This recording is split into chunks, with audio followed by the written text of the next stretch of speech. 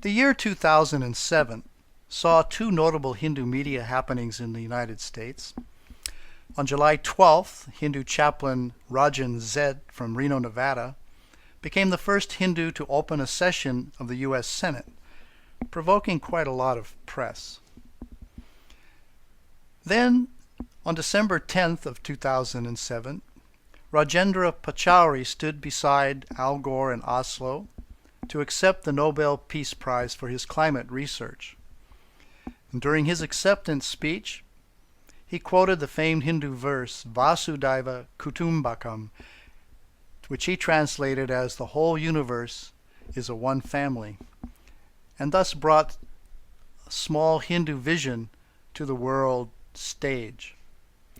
It may be that the changes that India and yoga have enjoyed in the media this last 100 years are harbingers of a future in which Hinduism is widely understood and admired in the press.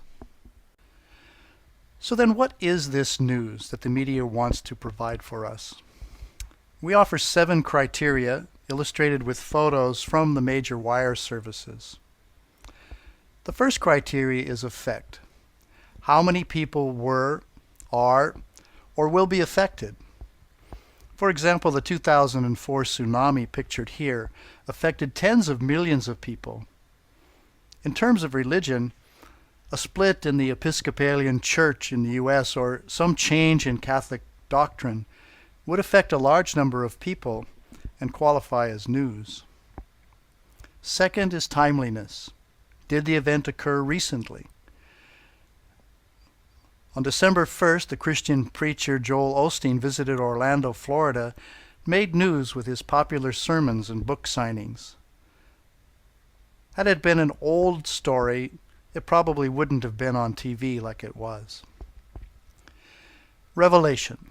Is there significant new information? For example, a new cure for a disease, an archaeological discovery, or some uncovered criminal activity. As a religious example, the discovery of this Gospel of Judas in its original bundle would be news.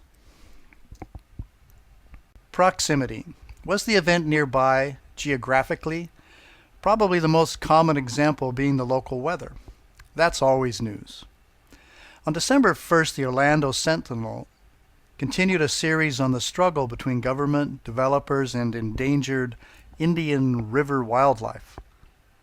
The Florida readers were fascinated. There was not news in Oregon.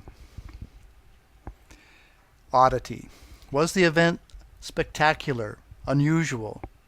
Unfortunately, religion often ends up in this category, whether it be Shiite Muslims flaying themselves to mark the martyrdom of Imam Hussein, or Christian ministers handling poisonous snakes, both done as a testament to their faith.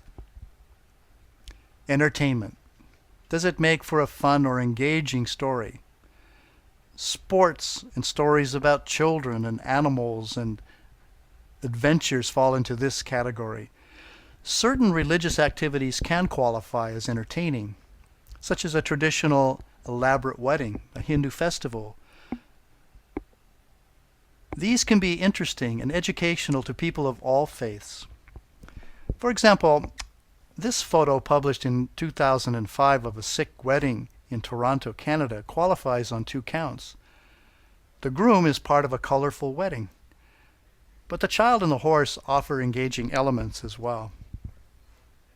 Celebrity. Was anyone famous involved? Entire publications operate within this category. They deem it news to run a photo of a movie star walking down the street. For example, pop singer Britney Spears visiting a Hindu temple in Los Angeles to have her baby blessed generated many stories. This celebrity effect is cumulative, so if you have the Dalai Lama paired with someone like actor Richard Gere, it becomes even more important news. This method of categorizing news doesn't necessarily identify truly important issues or events, and may actually marginalize them. In practice, the media tends to focus on the sensational more than on the significant. Professor Beverly Keever of the School of Communications at the University of Hawaii told us that there is an inverse relationship to what is considered news and what is important. Important religious issues seldom qualify as news. We turn now to the world of the journalist.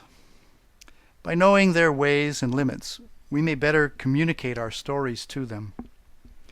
Experienced reporters are excellent writers, and they're well trained in information gathering. They are quick learners and can absorb complex issues. Reporters almost always are working under time deadlines. They don't have weeks or months to investigate their topic. A report on an event today often needs to be filed tonight. This unrelenting time crunch puts serious limits on a reporter's ability to be thorough. Knowing this, we can be careful to offer only essential, and that sometimes means dumbed down facts for them to publish. The job of a reporter often reveals the underbelly of life. It's all about crime and fraud and conflict. And after a certain number of years of seeing the worst of humanity, reporters can become jaded, even cynical. It's not a profession which attracts religious people, and so religious stories are affected. We encountered one reporter, a prominent member of the profession in the U.S., who said this: "We don't talk about religion in the newsroom. We consider religion just another special interest group." Another confided that, "We will report on your activity, but you should know we don't really care about your core beliefs." Just because reporters are in a hurry doesn't mean that they are not prepared to include minute details in their reports. In the Associated Press, which is the largest news-gathering organization in the world, there is a Stylebook.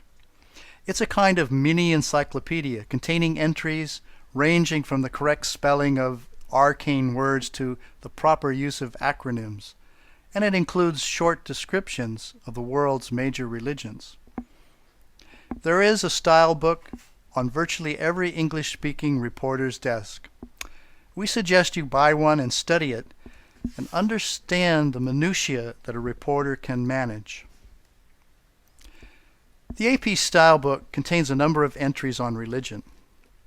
It is fairly comprehensive for Christian sects, with multiple entries covering several pages.